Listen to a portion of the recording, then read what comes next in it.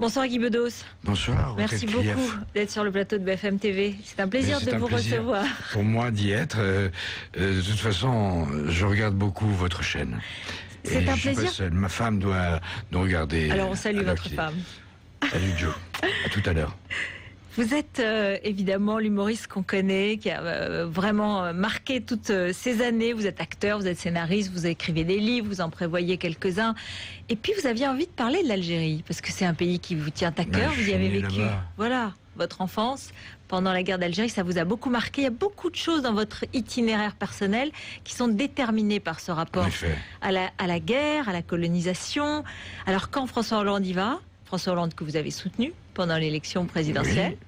Vous avez toujours été le cœur à gauche, inutile de le rappeler. Oui, oui. J'ai même le cœur parfois un peu plus à gauche que les présidents. Ça m'arrive. Et on va en parler justement. On va parler de Florange qui vous tient très, très à cœur. Ce voyage en Algérie, vous n'y êtes pas allé ça, j'allais pas m'imposer non plus. Ils ont emmené Bernard Murat. Cadmerade, c'est bien. Voilà. Et donc le président François Hollande, il a beaucoup parlé. Et aujourd'hui, il a parlé de la colonisation. On va l'écouter ensemble. Oui, volontiers. Vous allez me dire ce que... J'ai entendu deux, trois petites choses qui m'ont paru pas mal. Pas mal. Écoutons-le. Cette amitié, pour vivre, pour se développer, elle doit s'appuyer sur un socle. Ce socle, c'est la vérité. Rien ne se construit dans la dissimulation, dans l'oubli, et encore moins dans le déni. Pendant 132 ans, l'Algérie a été soumise à un système profondément injuste et brutal.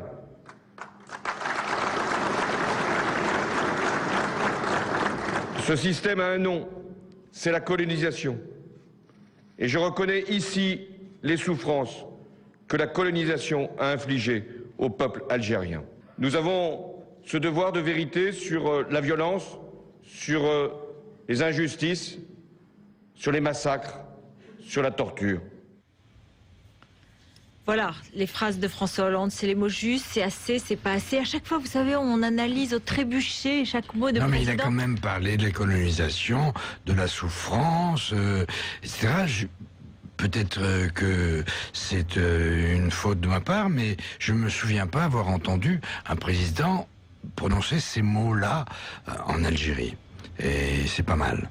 Il n'a pas présenté d'excuses, il n'a pas fait repentance. C'est bien, non? C'est mieux. Je voulais vous parler des scènes plantues que j'ai regardées juste avant de venir. Hollande qui parle aux Algériens. Repentance, pour l'interrogation. Excuse. Des visas. C'est ce que demandent les jeunes Algériens. Ben oui. Oui, mais encore faut-il qu'ils soient bien accueillis en France, les jeunes Algériens. Je sais pas, on va pas tout de suite parler du film Welcome, où on voit un jeune immigré, issu de l'immigration, pour parler un peu le sarkozyste, et qui est obligé de partir à la nage vers Londres. Moi, je suis allé au Québec, par exemple, il y a des garçons algériens qui sont sur le taxi à Montréal, ils ont fait vraiment le crochet, ils sont pas venus en France, tellement ils sont pas du tout sûrs de l'accueil qu'ils recevront. Certains ont dit quand même, d'après ces phrases, que c'était un peu une vision hémiplégique de l'histoire, parce qu'il n'a pas parlé, ou de façon assez elliptique, des rapatriés, des harkis, des Français amoureux de l'Algérie qui ont dû la quitter, la valise à la main, en laissant tout derrière eux. Je dis souvent, alors que j'étais pour l'indépendance, que j'étais réformé pour maladie mentale pendant la guerre d'Algérie, et j'ai à peine triché, je voulais pas faire cette guerre, j'ai dit souvent que tous, parmi les pieds noirs, comme on nous appelait, n'avaient pas mérité d'avoir à choisir entre la valise ou le cercueil. Voilà. En effet, il y avait des gens de là-bas, des Européens, comme on nous appelait, qui se comportaient très bien, qui s'entendaient très bien avec entre juifs, cathos, athées, musulmans, etc. Et ils allaient au bistrot, ils buvaient des coups ensemble et ça marchait bien. Et cela, on doit en parler aussi. Oui. Oui, Ils se sont oubliés. tous n'étaient pas des colons, et même les colons, il y avait colons et colons, il y avait des petits colons, puis il y avait les grands colons, je sais pas, je veux injurier personne, mais les Borgeaux et tout comme ça, qui effectivement faisaient, comme on disait, suer le burnous. Je bafouille, moi, c'est l'émotion d'être en face de vous, ma chère. Non, c'est de parler de l'Algérie, je suis sûre. sûrement. Ça marque Je suis énervé. profondément. Parce que ça continue à marquer profondément la France, alors que, Oui. bon, on peut avancer. Est-ce que les Algériens veulent vraiment aussi avancer? Est-ce qu'ils veulent pas aussi qu'on continue à ressasser cette histoire? Je me rends pas compte, j'ai du mal à me mettre à la place. Vous savez, moi, j'ai rencontré une femme qui m'a sauté dessus pour me dire des choses extrêmement affectueuses, etc. Je connais l'Algérie d'aujourd'hui quand même. Je suis allé il y a quelques années avec votre consoeur Mireille Dumas, qui est une amie qui m'a emmené là-bas pour faire un film qui s'appelait Le passé à retrouver, et où on m'a emmené dans toutes les villes d'Algérie que j'ai connues dans mon enfance et dans mon adolescence. Je suis arrivé en France, je connaissais pas la France. Moi, je suis arrivé, j'avais 16 ans, donc c'est quand même mon pays d'origine.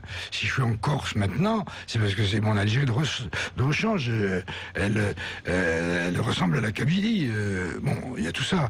Et donc, je sais plus ce que je voulais dire. Mais non, mais l'Algérie d'aujourd'hui que vous connaissez, vous avez Oui. rencontré une femme ministre de la Culture et vous allez même tourner un film là-bas, vous m'avez dit. Oui, il en est question. En tout cas, elle y est très favorable. Il faut que je vois Madame Filippetti maintenant en France, mais la ministre de la Culture algérienne est très pour. Elle va nous aider à faire le film. Elle s'appelle Khalida Atoumi. Elle est absolument exquise. Mais je savais même pas que c'était la ministre de la Culture. C'est quelqu'un qui est venu me dire qu'elle l'était. Après qu'elle m'ait dit toutes sortes de choses. Car c'est vrai, je suis allé donc en Algérie pendant ce film de Mireille Dumas, et peut-être que c'est pour ça qu'Hollande ne m'a pas emmené, parce que il aime beaucoup les autographes, et je risquais d'en signer plus que lui. Pourtant, vous l'avez vraiment soutenu, mais alors il est un des personnages centraux de votre spectacle, parce qu'en fait, vous êtes en tournée, vous n'arrivez pas, vous voulez faire vos adieux, votre spectacle s'appelle Rideau, mais en fait, vous voulez pas tirer le rideau. Un rideau, ça se baisse, ça se relève, Oui. c'est ce qu'on appelle un rappel. Oui. Et on m'a demandé partout, et les salles sont pleines de gens très affectueux, qui m'applaudissent parfois debout à la fin, et je vais pas me priver de ça quand même. Je suis continuer. encore en forme, et si j'ai dit rideau, c'est parce que je veux pas émouvoir pour de mauvaises raisons, parce que j'aurai des trous de mémoire, parce que je pourrai plus bouger de ça, mais là, je n'ai que 2 ans de moins que Jacques Chirac, et je vais mieux quand même, non? Alors, François Hollande, il est devenu une de vos cibles. Vous avez laissé entendre que Nicolas Sarkozy vous manquait un peu. Mais je le dis toujours, je ne lâche pas Sarkozy. Parce que on sait jamais. Il y a quand même 65% des Français qui souhaitent son retour quand même. Je sais pas qui sont ces Français, mais ils existent. Ouais, surtout pour vous, c'est peut-être plus facile d'en faire un personnage Ça, que François Hollande, qui est comme peut-être je l'ai moins dit, facile à caricaturer. il y avait même pas inventé, il y avait qu'à recopier avec lui. Mais c'est vrai qu'Hollande, commence. Au début, je trouvais qu'on était trop rapide, surtout du côté de chez Copé et les autres qui se sont ridiculisés. J'ai suivi la longue soirée sur BFM avec eux, tout ça, le feuilleton. Mais on a dit que c'était un sketch. Mais moi qui suis un homme de sketch, c'est long. C'est trop long. C'est trop long. Il faut qu'ils coupent maintenant. Ça y est, ils ont coupé. Donc bon, mais c'est vrai que Hollande, bon, moi j'ai compris que c'était un type honnête, sincère, fréquentable, quoi. Je pense pas qu'il aura des ennuis à propos de Madame Bettencourt et qui sera convoqué à Bordeaux par un juge pendant 12 heures. Normalement, de ce côté-là, ça va. Mais il a fait des défauts promesses. quand même ou pas? Comment? Il a des défauts ou pas? Mais bien sûr qu'il a des défauts. J'en ai voulu à Martine Aubry qui avait donné tous les arguments à la droite à l'époque en disant il est mou, il est flou. Elle a même plus ou moins traité de couilles molles sur scène. Je disais qu'est-ce qu'elle en sait. Mais le fait est que j'entends beaucoup de gens. Et j'ai lu quelque part, j'en parle sur scène, que comme un de ses ministres avait dit, il cherche son chemin. Alors je dis qu'il change de lunettes et même qu'on lui achète des longues vues pour qu'il ait une vision plus longue et plus forte de l'avenir. Vous le trouvez mou, vous aussi, alors? Je le trouve hésitant, un pas en avant. Je dis que c'est une sorte de samba, un pas en avant, deux pas en arrière. On a vu ça pour Florange. Je me suis engagé à fond. Regardez, on va regarder les images de Florange. Vous y êtes allé, Oui. êtes allé auprès des ouvriers de Florange. Alors, Hein, on en a beaucoup parlé. On a retrouvé bien sûr vos déclarations là-bas. Ah bon? On va les regarder.